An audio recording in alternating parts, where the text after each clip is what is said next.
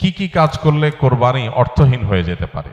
কোরবানি অর্থহীন হয়ে যাওয়ার জন্য সবচেয়ে বড় যেই কাজটি হতে পারে সেটা হলো লৌকিকতার কারণে বা আল্লাহর সন্তুষ্টি অর্জন ছাড়া অন্য কোনো কারণে যদি কোরবানি হয় তাহলে সেই কোরবানিটা অর্থহীন হয়ে যেতে পারে। কোরবানিটার সওয়াব পাওয়া থেকে আমরা বঞ্চিত হতে পারি। আল্লাহর কাছে এর কোনো বিনিময় আমাদের নাও থাকতে পারে যদি আমাদের ইখলাস না থাকে। কোরবানিতে ইখলাস খুব কমই থাকে। কোরবানিকে ঘিরে যদি আপনি বলেন সবচেয়ে বড় সতর্ক থাকার জায়গাটা কোনটা, তো আমি বলবো নিয়তকে খালিস করা। অন্য অনেক ইবাদত আছে, নামাজের ক্ষেত্রে আমরা আল্লাহর জন্য নামাজ পড়ি, সেখানে আসলে ইখলাসের অভাব এত বেশি থাকে না। কোরবানির মধ্যে ইখলাসের অভাব যত বেশি থাকে। মূলত কোরবানি এমন একটা ইবাদত যেখানে আল্লাহর উদ্দেশ্যে আমি পশু জবাই করছি, আবার পশুর গোশতটা আমার ঘরে তুলছি, অর্থাৎ ফিডব্যাকটা আমি পাচ্ছি।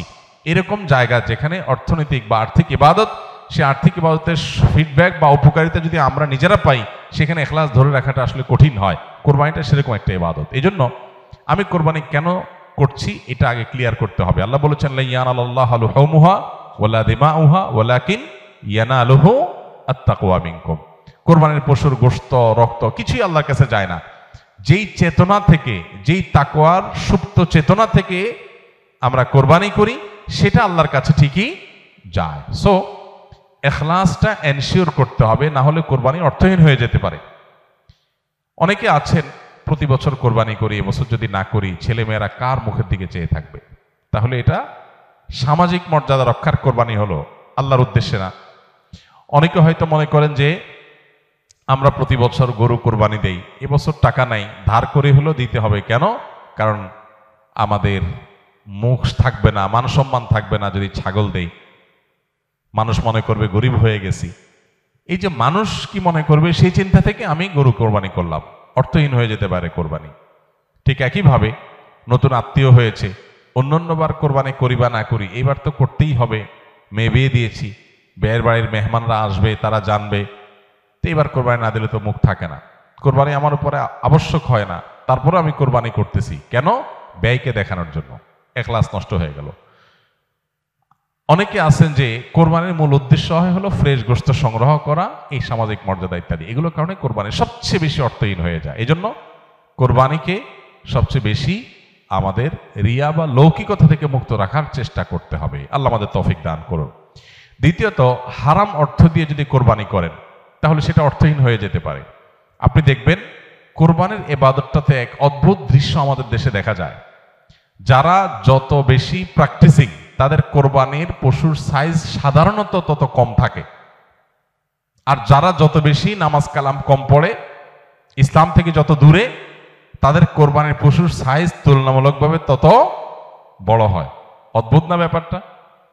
আপনি ঢাকা শহরে ঘুরে ঘুরে দেখবেন যে গুলশান, ধানমন্ডি, বনানী, বড়লোকদের এরিয়াগুলোতে এক একজনের গ্যারেজের ভিতরে আপনার বিভিন্ন নামের গরু, কালাচান, সুলতান, ধলাচান, লালচান, এক একটা গরু 3 লাখ, 4 লাখ, 5 লাখ, 7 লাখ, 10 লাখ টাকা দামের 2-3টা গরু। হয়তো অনেক এলাকা আছে যে একটা পাড়া মহল্লাতেও এত টাকা খরচ করে সবাই কোরবানি করার সুযোগ হয় না। যাই দেখেন ওই বাড়িতে যারা থাকে তাদের নামাজ নাই, কালাম নাই, ইবাদত নাই, বন্দেগী নাই, কোরবানি বেলায় মাশাআল্লাহ 4টা-5টা আছে, কারণ এটাতে বেটাগিরি জাহির করা যায়।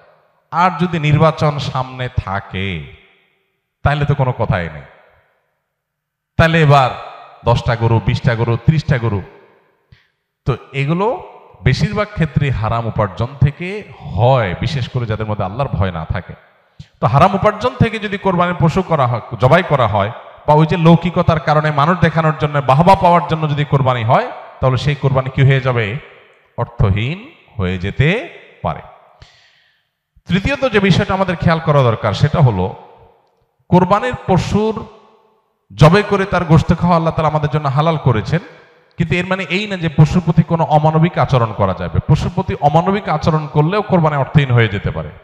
এখন বলতে পারেন পশুর প্রতি কেউ কেউ অমানবিক আচরণ করে? উত্তর হলো হ্যাঁ, করে। কিভাবে করে?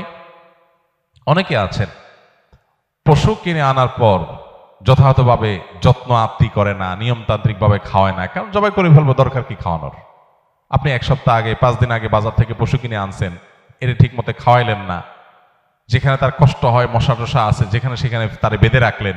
মিনিমাম যত্ন আত্মি যতটুকু দরকার, পশু হলেও তার ভিতরে প্রাণ আছে, সে প্রাণী, সো প্রাণী হিসাবে তাকে যতটুকু যত্ন করা দরকার সেটা না করে জবাই তো করে ফেলবো, দরকার কি আর কেয়ার করা, তাকে আপনি অহেতুক কষ্ট দিলেন, তাহলে এটা আপনার কোরবানিকে অর্থহীন করতে পারে। নবী সাল্লাল্লাহু আলাইহি ওয়াসাল্লাম বলেছেন, ইন্নাল্লাহা কাতাবাল ইহসানা আলা কুল্লি শাই, আল্লাহ প্রত্যেকটা বস্তুর প্রতি ইহসান করা, অনুগ্রহ করাকে আবশ্যক করে দিয়েছেন, ফরজ করে দিয়েছেন।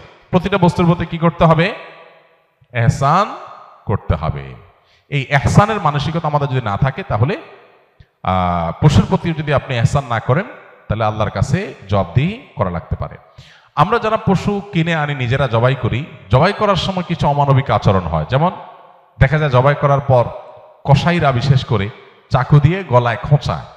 এই গলায় খোঁচানোর পরে, খোঁচানোর কারণে দেখা যায় যে স্বাভাবিকভাবে রক্ত প্রবাহ হয়ে, রক্ত বের হয়ে যে মৃত্যু হতো, সেটা না হয়ে একটা পশু মারা যাচ্ছে অনেক সময় স্পাইনাল কর্ডে আঘাত করার কারণে। তো এই যে খোঁচাখুচি করে পশু মারলেন, অনেক সময় পশু খাওয়াটা পর্যন্ত হারাম হয়ে যেতে পারে যদি এরকম খোঁচাখুচি হয়। জন্য জবাইয়ের পরে ছেড়ে দিতে হবে, তার প্রাণ বাইর হওয়ার জন্য স্বাভাবিকভাবে। খোঁচাখুচি করা যাবে না চাকু দিয়ে। অনেক সময় দেখা যায় কসাইরা পশুর এখনো পুরো প্রাণ বের হয় নাই, এখনো মারা যায় নাই, রগ কাটা শুরু করেছে, চামড়া ছেলা শুরু করে দিয়েছে, নাড়াচাড়া এখনো করছে, এটা অমানবিক। তার প্রাণটা বের হওয়ার জন্য অপেক্ষা করতে হবে।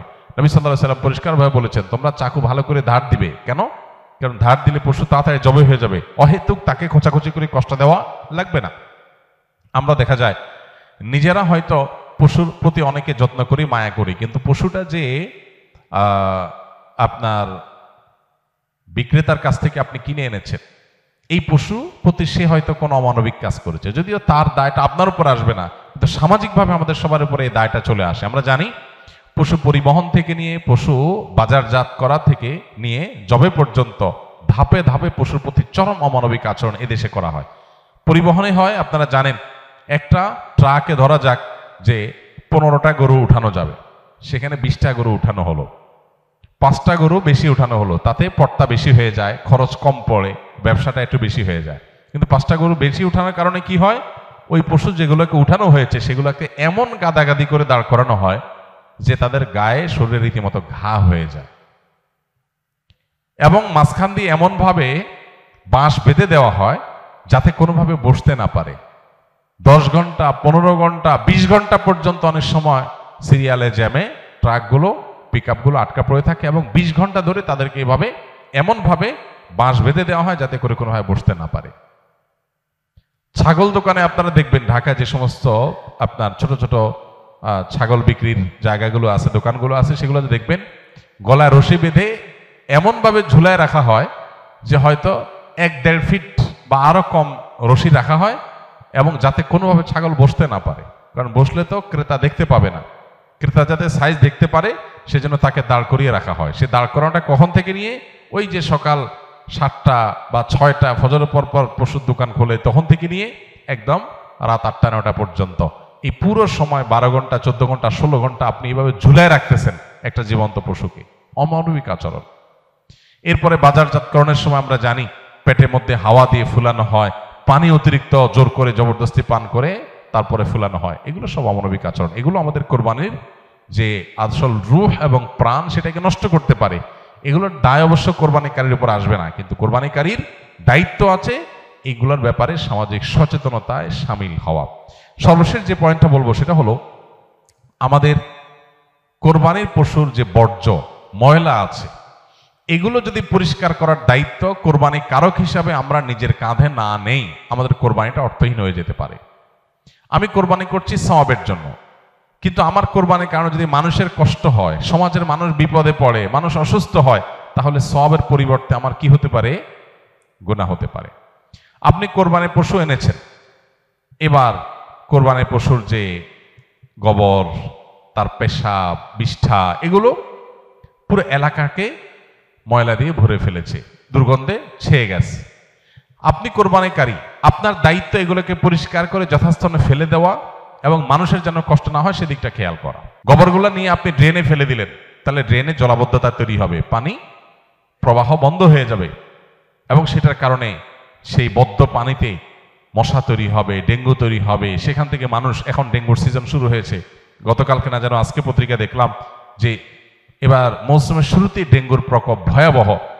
হয়তো এখান থেকে যে মশা তৈরি হয়েছে এটা কোনো মানুষকে কামড় দিবে, সে মানুষটা অসুস্থ হয়ে হসপিটালে ভর্তি হয়ে হয়তো মারা যাবে, লাখ লাখ টাকা খরচ হবে, আইসিইউতে যাবে, আপনি হয়তো জানান না, আপনি কোরবানি করে চলে গেছে। তো এই জন্য আমাদের কোরবানির পশুর বিষ্ঠা, ময়লা, বর্জ্য এগুলোকে পরিষ্কার করা, যথাস্থানে ফেলা, যেখানে সেখানে না ফেলা, এবং ড্রেন অন্যান্য জায়গায় মানুষের রাস্তাঘাটের আশেপাশে চলাফেরার জায়গায় ফেলে মানুষের কষ্টের কারণ যেন না হয় সেটা লক্ষ্য করা আমাদের কর্তব্য। যদি না করি তাহলে এই কোরবানি অর্থহীন হয়ে যেতে পারে। ভাইরা আমার, প্রতি বছর এই বিষয়টাতে আমরা সচেতনতা সৃষ্টি করার চেষ্টা করি। কোরবানি হোক পবিত্র, আমাদের দেশও থাকুক পরিচ্ছন্ন, আমাদের পরিবেশটাও ভালো থাকুক, এই স্লোগানটা আমাদের মাথায় রাখতে হবে। কোরবানি করার পরে অনেক সময় দেখা যায় কোরবানি পশুর রক্ত রাস্তায় বেয়ে পড়ে গেছে, মাটির রাস্তায় শুকিয়ে গেছে, আমি ভালো করে পানি ঢালি নাই, দায় সারা একটু পানি ঢেলে চলে গেলাম, তাহলে এই রক্তটা শুকানোর পরে দুর্গন্ধ হবে, মানুষ আশেপাশ দিয়ে যাবে, নাকে হাত দিয়ে যেতে হবে, কষ্ট হবে, দিলের বদদোয়া মানুষের আপনি পেতে থাকবেন। তো কোরবানি করে কি লাভ? আল্লাহর বান্দাদের কষ্ট দিয়ে তো আল্লাহকে আপনি খুশি করতে পারবেন না। কোরবানি পশুর জবে করার পর অনেকে বুড়ি পছন্দ করেন, বুড়ি খাওয়া হালাল, কেউ চাইলে পছন্দ করলে খেতে পারে পরিষ্কার করে। এখন বুড়ির যে ময়লা সেগুলো আপনি রাস্তার পাশে কোন একটা খালে ফেলে দিয়ে চলে গেলেন, কারোর খেতে ফেলে দিয়ে চলে গেলেন, রাস্তার ধারে ফেলে দিয়ে চলে গেলেন। এবার 1 সপ্তাহ, 10 দিন, 15 দিন, 20 দিন, অনেক সময় 1 মাস বা আরো বেশি সময় পর্যন্ত এগুলোর গন্ধে আশেপাশে মানুষ বসবাস করা কঠিন হয়, পথচারীদের কষ্ট হয়। তো এগুলো সবগুলোই কিন্তু আমাদের কোরবানিকে অর্থহীন করে ফেলতে পারে। অতএব আমাদের উচিত হবে যে আমাদের কোরবানির পশু ময়লা বর্জ্য এগুলোকে গর্তে ফেলে দিয়ে মাটি চাপা দিয়ে সুন্দর করে সেটাকে দাফন করে দেওয়া, যাতে কোনোভাবে মানুষের কষ্টের কারণ না হয়। আল্লাহ রাব্বুল আলামিন আল্লাহকে সন্তুষ্ট করার মতো করে কোরবানি আমাদেরকে নিবেদন করার তৌফিক দান করুন। কোরবানি যেখানে ত্যাগের কথা বলে, সেখানে যদি আমরা মানুষকে কষ্ট দেই তাহলে এটা সওয়াবের পরিবর্তে কোনো কোনো ক্ষেত্রে গুনাহের কারণ হতে পারে। আস সুন্নাহ ফাউন্ডেশন, উম্মার স্বার্থে সুন্নাহর সাথে।